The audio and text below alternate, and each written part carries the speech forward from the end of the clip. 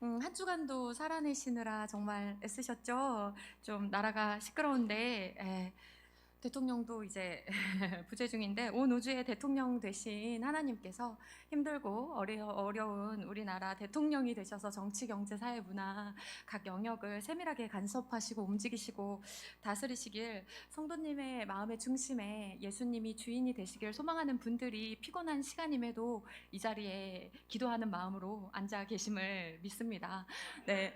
사모하는 영혼에게 하나님께서는 좋은 것을 주시고 줄인 영혼을 만족해 하시는 분이시기 때문에 우리의 소망을 하나님께서 어, 들으시고 이루어 주시며 이 나라 대한민국과 우리 민족을 선하게 이끌어 가시리라 믿으며 그렇게 되기를 소망합니다.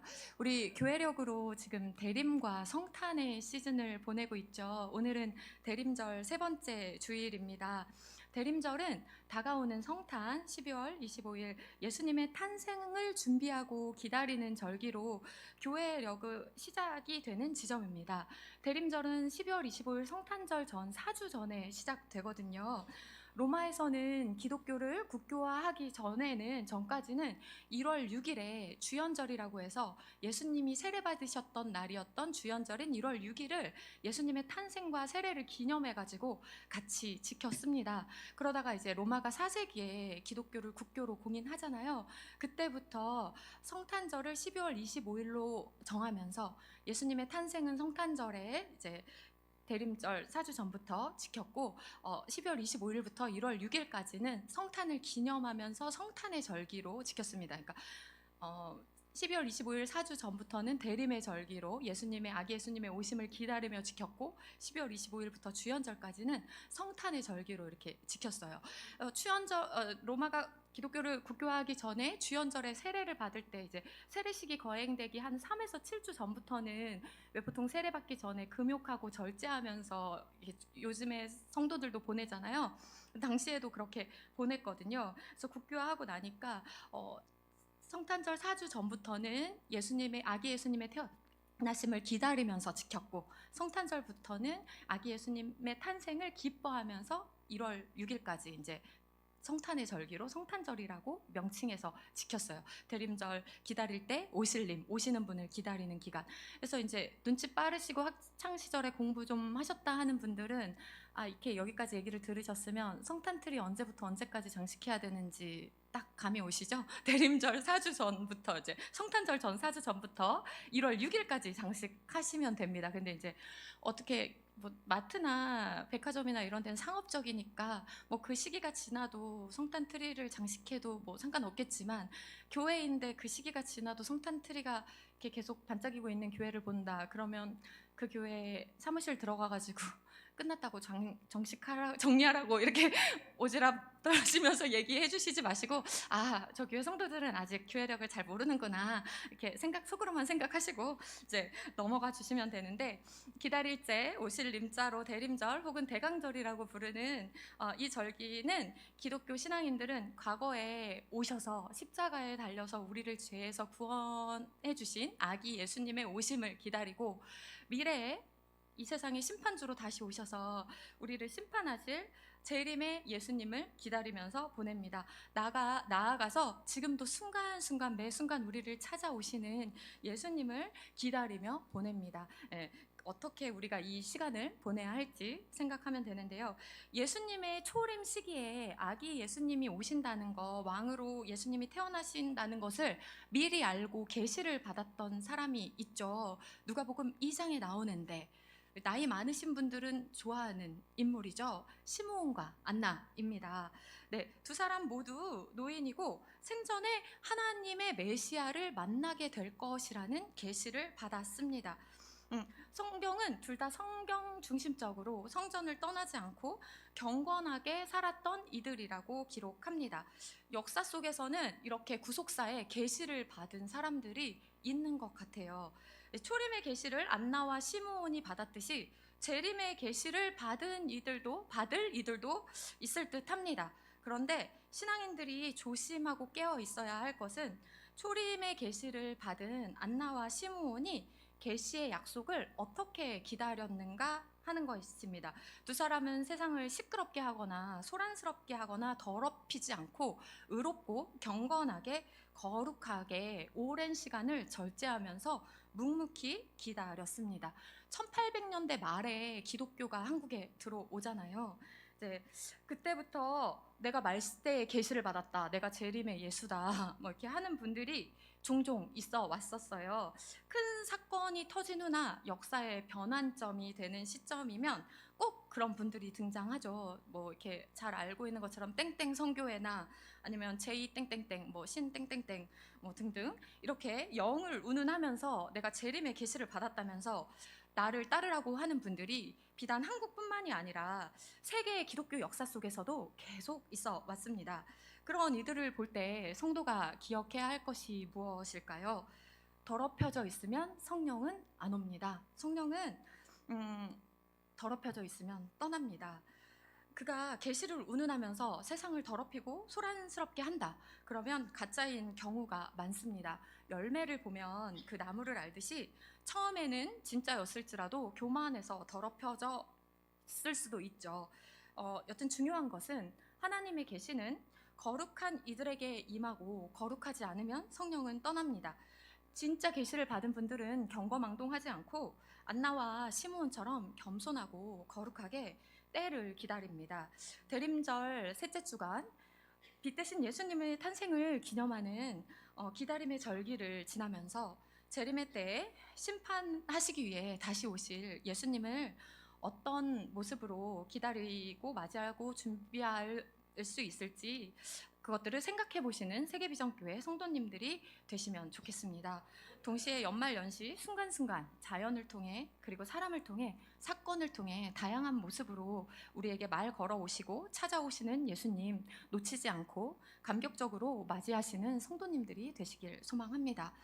오늘 우리가 읽은 본문은 구속사에서 있어서 절대적인 역할을 하는 두 인물의 부모가 등장합니다. 말라기부터 400년간의 영적 침묵기를 뚫고 하나님의 말씀을 들려줄 세례 요한의 어머니, 그리고 세상을 구원하기 위해 왕으로 오실 예수님의 어머니가 등장하죠. 세례 요한과 예수님의 어머니 엘리사벳과 마리아가 만나서 찬양하는 내용이 우리가 읽은 본문에 기록되어 있습니다. 사실 제가 오늘 오후 예배 시간에 누가복음 1장을 전부 다 읽고 싶었는데 누가복음 1장이 80절까지 되는 신약에서 가장 긴 절이에요.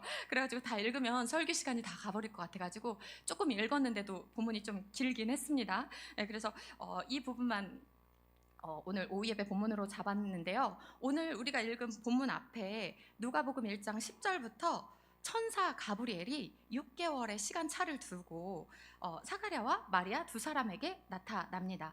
세례 요한의 아버지인 사가랴는 아비야 반열의 제사장으로 계명과 율례를 따라 경건하게 살았지만 자식이 없었던 나이 많은 늙은 남성이었습니다.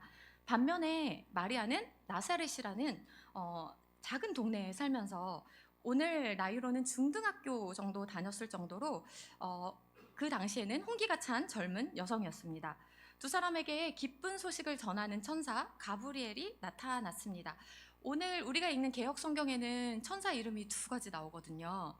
다니엘서에 전쟁에 대한 소식을 전해주는 미가엘이라는 천사 이름이 나오고 오늘 읽은 누가복음과 다니엘서에 좋은 소식을 전해주는 천사로 가브리엘이라는 천사가 나옵니다.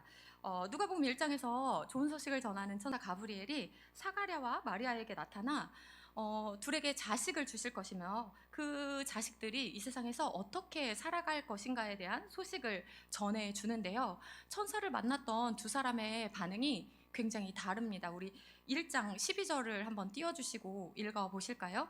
네, 함께 읽어볼게요. 시작. 사가랴가 보고 놀라며 무서워하니. 네, 제사장이었던 사가랴는 하나님 사자의 현현 앞에서 놀랍고 무서워합니다. 유진 피터슨이라는 사람이 번역한 메시지 성경에는 본문을 사가랴가 놀라서 얼어붙었다라고 이렇게 기록하고 있어요.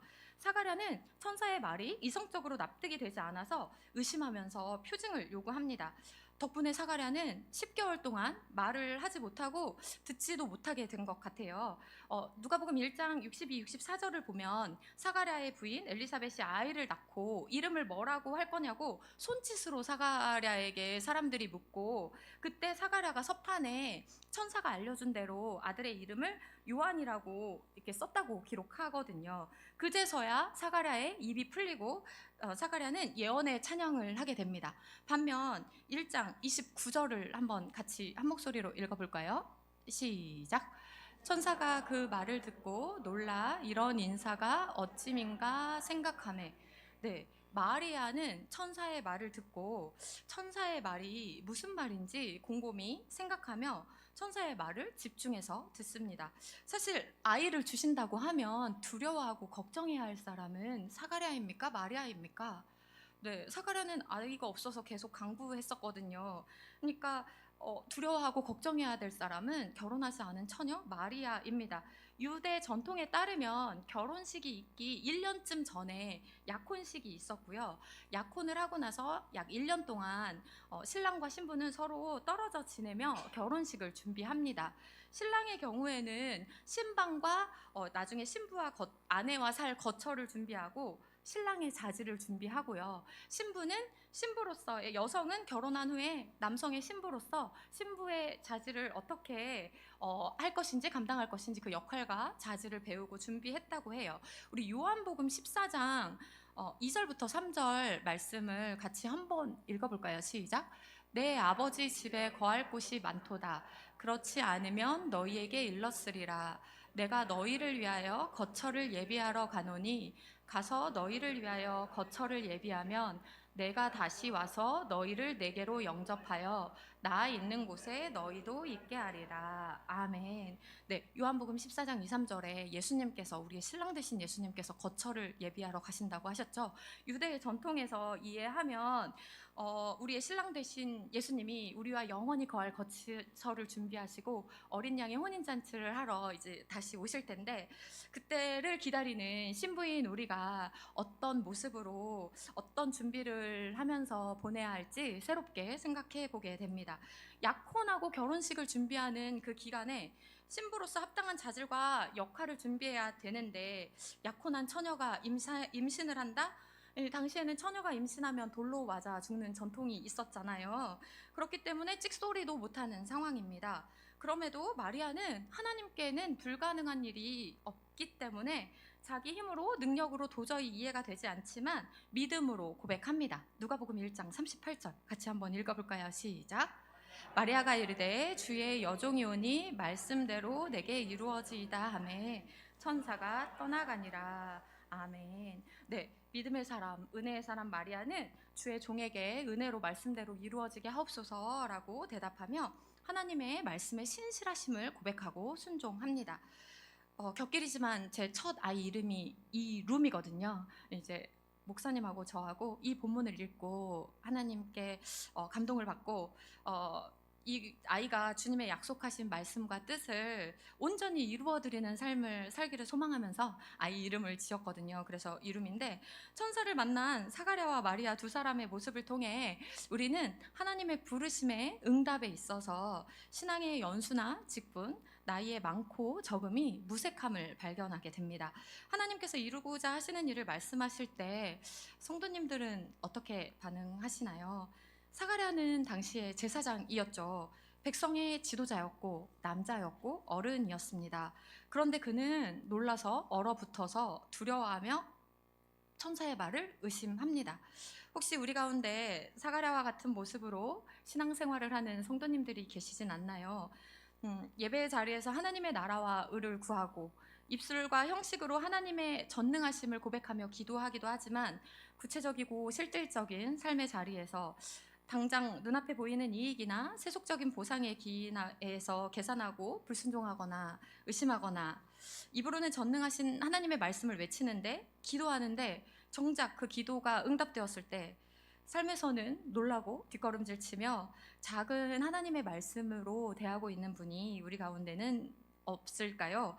반면에 마리아의 믿음과 순종으로 불가능할 것 같았던 구약의 하나님의 약속의 말씀, 예수 그리스도를 통한 구원과 새 역사가 성취되었습니다. 그리고 하나님은 오늘까지 그리스도 안에서 구속받은 이들의 믿음과 순종을 통해 당신의 긍휼하심을 세상에 보이실 뿐 아니라 당신이 작정하고 계획하신 일들을 이루어 가십니다.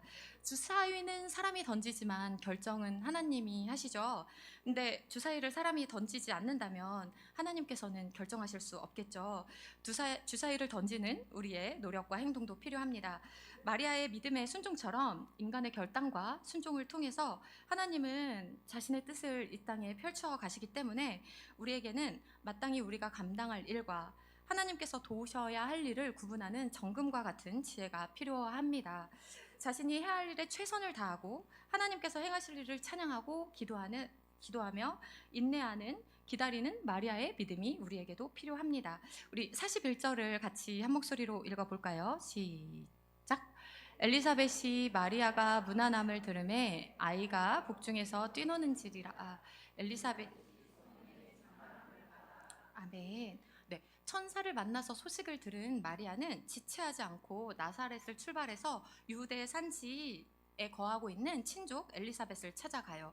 41절의 기록으로 보아서 늙은 엘리사벳이 진짜 임신했나? 라고 이렇게 의심보다는 확신에 차서 무난하기 위해 찾아간 것 같아요. 나사렛에서 유대 산지까지는 약 130km 정도였다고 하고요. 산지니까 우리나라 지형으로는 서울에서 강원도 거쳐가지고 설악산쯤 가는 그런 거리였을 것 같아요. 10대 소녀가 가기에는 조금 버거웠을 길이었을 텐데 지체하지 않고 달려가서 무난합니다. 인간의 생물학적 상식이나 이해로는 불가능하지만 하나님의 능력과 은총으로 자녀를 잉태한 두 여인이 만납니다.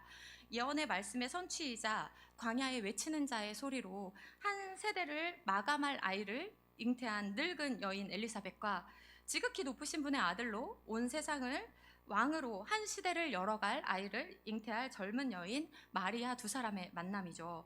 철이 철을 날카롭게 하듯이 성령의 임재가 충만한 두 사람이 만나니까 이 방문의 중대함을 알고 태아 요한은 엘리사벳의 복중에서 뛰어놀았다고, 그리고 성령의 임재 안에서 찬양이 터졌다고 성경은 기록하고 있습니다. 우리 1장 42절, 43절을 한번 읽어볼까요? 시작. 큰 소리로 불러 이르되 여자 중에 내가 복이 있으며 내 복중의 아이도 복이 있도다. 내 주의 어머니가 내게로 나아오니 이 어찌된 일인가. 보라, 내 문안하는 소리가 내 귀에 들릴 때에 아이가 내 복중에서 기쁨으로. 아멘. 네.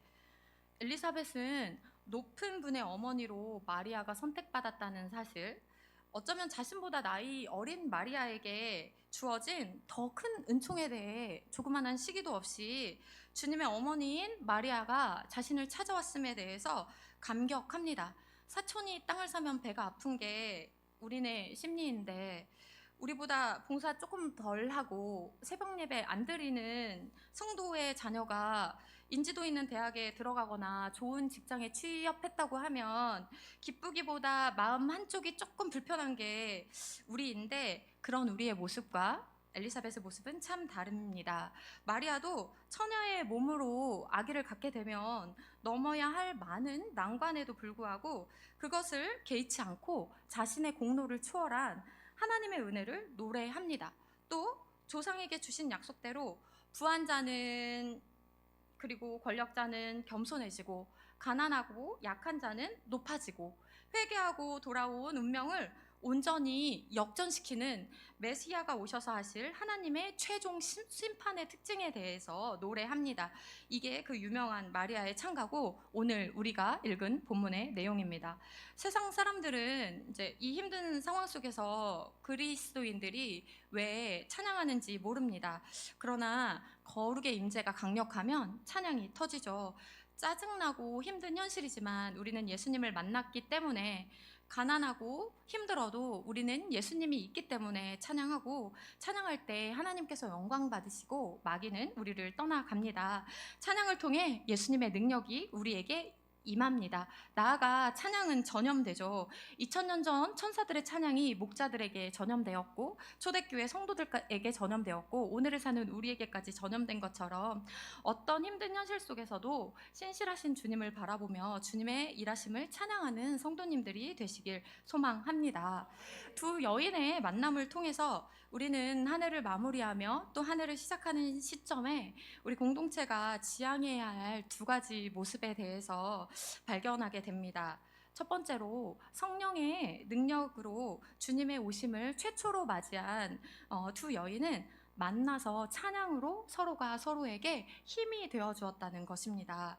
대림의 계절에 연말 연시를 보내면서 또 우리에게 허락된 신앙의 여정을 앞으로도 계속 걸어가면서 우리는 다양한 이들을 만나서 관계를 맺게 될 것입니다. 이때 우리의 만남이 나와 관계없는 멀리 있는 아프리카 사람이나 뭐 이렇게 고난받는 우크라이나의 전쟁 중에 있는 이들에게는 관대하게 크신 하나님을 전하면서 내 곁 가까이 있는 사람에게는 내게 조금만 해를 입히면 분노하고 정죄하고 비난하는 겉으로만 그리스도의 사랑을 표방하는 그리고 안으로는 자기 만족과 자기 이익에 사로잡힌 사랑을 표방하는 모습이 되어서는 안 될 것입니다. 마리아와 엘리사벳처럼 서로가 서로에게 주님을 기억하게 함으로 진실한 힘과 위로 격려가 되고 서로의 허물을 들춰내거나 서로에게 입은 서운함을 표현하기보다 서로에게 역사하신 주님의 일하심을 찬양하는 만남을 이어가시는 성도님들이 되시면 좋겠습니다. 그리고 두 번째로 엘리사벳과 마리아는 개인적으로 측량할 수 없는 큰 은총과 복을 받았음에도 불구하고 그 은총과 복이 개인적인 차원의 것만이 아니고 자신들을 넘어서는 것임을 알고 주님을 찬양했습니다. 예수님을 보내신 하나님은 그리스도 안에 있는 우리에게도 약속의 말씀을 주셨습니다. 언제나 우리를 떠나지 않고 우리와 함께 하실 것이라고, 너는 물된 동산 같을 거고 너에게 물이 끊이지 않는 샘 같을 것이라고, 하나님 나라 갈 때까지 하늘의 신령한 복과 땅의 기름진 복을 이미 우리에게 주셨고 주실 것입니다. 새해에도 하나님 나라 갈 때까지 우리에게 주실 것입니다. 이때 우리에게 허락해 주신 하늘의 신령한 복, 땅의 기름진 복은 잠시 맡겨두신 것임을 기억하면서 주님의 뜻을 위해서, 주님의 일을 위해서 찬양하며 사용하시는 성도님들이 되시길 소망합니다. 살아가면서 우리는 정말 바쁘죠. 근데 속도에 집중하다 보면 방향이나 본질을 잃어버리기도 하죠. 속도에 집중하다 방향이나 본질을 잃어버리는 어리석음을 범해서는 안 됩니다. 참 하나님의 사람은 바쁜 중에도 자신의 복을, 시간을, 물질을, 재능을 누군가에게 후회 없이 베풀고 나누고 사용합니다. 제가 울산에 이사 온 지 한 1년 정도 되었거든요. 이제 사계절을 보냈는데 바다도 있고 산도 있고 정도 있고 정말 살기 좋은 동네 같아요. 울산을 대표하는 아동 문학가가 있던데 혹시 아세요? 누군지? 문학을 잘 성경만 좋아하셔가지고 서덕출님이라고, 그 송이 송이 눈꽃송이 하얀 꽃송이 하늘에서 내려오는 하얀 꽃송이 나무에도 들판에도 동구 밖에도 뭐지? 꼬르나 붓기네 아름다워라. 이거 이렇게 예쁜 곡을 작곡하신 분이 울산 출신 아동문학가시더라고요. 근데 울산이 눈이 안 오는 지역인데 어떻게 이렇게 하늘에서 눈이 내려오는 걸 이렇게 아름답게 이렇게 곡을 쓰셨나, 제가 이렇게 어릴 때 많이 불렀던 동요인데 이렇게 생각해봤는데 눈이 막 30cm씩 오면 치우느라 힘들거든요. 눈 녹으면 되게 더럽잖아요. 근데 이제 조금만 오니까 아름다운 것들을 표현하지 않았나 뭐 이런 생각도 드는데 이제 그 서덕출님을 기억하면서 서덕출 문화제가 있더라고요. 울산에서 이제 금요일 날 그 시상식이 있었는데 거기서 이제 대상을 받은, 아동 문학가니까 아동을 위한 시나 아동을 위한 책에 대상을 받은 분들을 시상을 하는데 한 1,000만 원씩 시상을 받으시더라고요. 그 문화제를 기념하면서 기리면서. 근데 거기서 대상을 받은 시가 있는데 그 시가 제가 굉장히 감동을 받아가지고 오늘 한번 가지고 왔는데, 우리 시인이 된 기분으로 이렇게 글씨 보이시나요? 안 보이시나요? 좀 안 보이죠? 네, 제가 그러면 한번 읽어 드릴게요. 이 제목이 아마 금요일 날 시상을 했으니까 아직 알려지지는 않았을 것 같아요. 네, 제목이 신문지가 만난 진짜 세상인데요. 말만 가득한 신문이 말을 내려놓고 신문지가 되었다. 넘치는 김치통에 국물을 받아주고 고구마, 감자 몸이 시들지 않게 싸주고 깎아낸 손발톱 받아주고 신발 속에 고린내를 잡아주고 깨지기 쉬운 것을 보호하고 잠든 노숙자의 얼굴을 덮어주고 그리고 자신을 태워 누군가의 언손을 녹여주었다. 신문지가 만난 진짜 세상입니다. 신문이 말을 내려놓으니까 이렇게 놀라운 일을 하게 되었는데요. 신문지처럼 하나님께서 우리에게 허락하신 재능, 물질, 시간을 자신의 성장을 위해서 사용하시고 나아가 누군가를 복되게 하는 일에 사용할 때 우리가 세상 속에서 진짜 그리스도인으로서 정체성과 방향을 잃지 않고 살아가는 것이 아닐까 생각해 보았습니다. 어떤 상황 속에서도 기쁨과 감사의 찬양을 드리면서 주께 받은 은총과 복을 나누며 살아가시는 세계비전교회 성도님들이 되시길 축복합니다. 물론 약속의 말씀을 붙잡고 주님 주신 사명을 감당하기 위해서 허락하신 은혜를 베풀고 나누고 주님을 찬양하며 살아갈지라도 그 여정이 늘 해피하지는 않겠죠. 그 여정 중에 지리한 터널도 만날 거고 깊은 골짜기와 한숨도 만나겠죠. 확실하신 하나님의 약속의 말씀을 믿고 순종하며 찬양했으나 유대 산지에서 숨어 지낸 엘리사벳처럼 처녀의 몸으로 잉태했기 때문에 죽음이 올지도 모른다는 불확실한 상황 중에서도 만삭의 몸으로 멀리 여행을 떠나고 또 출산하자마자 몸을 추스릴 여유도 없이 권력자 헤롯의 눈을 피해서 애굽에서 타향살이를 해야 했던 마리아처럼 힘든 순간들도 우리에게는 있을 것입니다. 우리 앞에 놓인 현실의 문제가 해결될 기미가 보이지 않고 이성의 눈으로 보았을 때는 경험에 비추어 보았을 때는 해석도 이해도 되지 않는 어쩔 수 없는 팍팍한 환경 앞에 고통스럽고 힘든 순간을 경험하는 시간들도 우리에게는 있을 것입니다. 그럼에도 성령님의 도우심을 의지하면서 나보다 나를 더 잘 아시는 온 우주와 역사의 주인이신 그분의 신실하신 통치와 약속을 믿으면서 그분을 찬양하면서 힘차게 발걸음을 내디드십시다.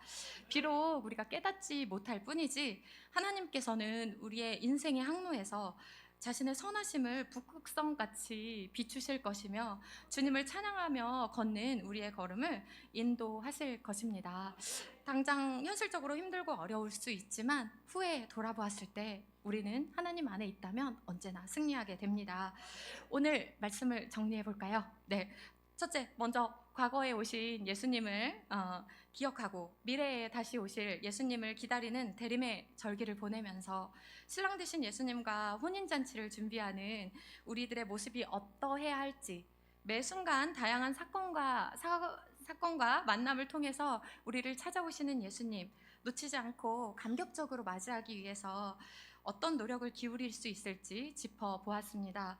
두 번째로 마리아와 사가랴에게 하나님의 말씀이 임했을 때 두 사람의 반응을 살펴보면서 인간의 믿음과 순종을 통해 하나님은 자신의 일과 역사를 세상 속에서 이루어 가시는 분이기에 비록 합리적으로 이해되지 않고 납득되지 않고 장애물이 있을지라도 약속의 말씀을 붙잡고 승리를 주신 하나님을 바라보며 믿음으로 순종하며 허락된 일상을 걸어가자고 했습니다. 마지막으로 엘리사벳과 마리아의 모습을 살펴보면서 우리에게 허락해 주신 만남을 어떻게 일구고 가꾸어 가야 할지 생각해 보았습니다. 서로가 귀히 여기고 소중히 여기며 서로에게 주님을 기억하게 함으로 진실함과 위로, 격려가 되는 만남, 함께 주님의 일하심을 찬양하는 만남으로 일구어 가자고 했지요. 마리아와 엘리사벳이 자신들이 받은 복이 개인적인 차원을 넘어서서 흘러가야 하는 것임을 알고 찬양했듯이 어떤 상황 속에서도 주님께 감사와 기쁨의 찬양을 드리면서 허락하신 복과 은혜를 누리며 나누고 흘려보내는 삶을 살아가자고 했습니다. 그렇게 남은 2024년을 보내고 2025년을 맞이하시는 성도님들이 되시길 축복합니다. 제가 이제 기도하기 전에 마지막으로 여러분이 갖고 계신 재산을 한번 짚어드릴까요? 아마 모르셨을 거예요. 재산을 한번 지금 한 분당 6억 정도씩은 깔고 이 자리에 계시거든요. 너무 웃기세요? 안 믿겨지세요? 네, 진짜 눈 있잖아요. 눈이 안 여기 계신 분들 다 눈 보이시잖아요. 눈이 안 보이시는 분들 눈을 하나 이식하려면 1억 정도 든대요. 근데 저희 두 눈 다 보이잖아요. 2억 정도 지금 갖고 계신 거예요. 네. 그리고 저희가 이게 왜 중환자실에서 이렇게 숨 쉬려고 할 때요. 인공호흡기를 사용하면 중환자실에서 하루에 100만 원에서 한 500만 원 정도 든다고 하더라고요. 저는 아침에 이제 그 평균 300 정도 잡고 제가 아침 8시부터 지금 이 시간까지 이제 숨을 쉬었거든요. 호흡기 없이. 그럼 제가 한 75만 원 정도 벌었어요. 지금 우리 그렇게 살고 지금 한 2억 75만 원 정도. 예, 그리고 좀 거시기한 이야기지만 암시장에서 장기 매매하는 암시장에서 우리 심장의 가격이 1억 4천 정도 된대요. 여기 심장 다 뛰시잖아요. 여기 간은 1억 7천이라고 하더라고요. 그리고 신장은 3억이래요. 그러면 이미 6억 7억 가까이 갖고 계신 거거든요. 대단하신 분들이세요, 지금. 네, 우리 명예나 권력이나 뭐 높은 직장 없어도 우리 매일 기적적으로 6억 이상 깔고 살아가시는 건데 갖지 못한 것에 너무 연연해하거나 불안해하지 마시고, 네, 오늘도 우리에게 허락하신 주님의 은총을 기억하면서 감사와 기쁨의 찬양을 부르면서 2024년 마무리 잘 하시고 2025년 맞이하시며 대림의 시간을 보내시는 세계비전교회 성도님들이 되시길 소망합니다. 우리 기도하겠습니다.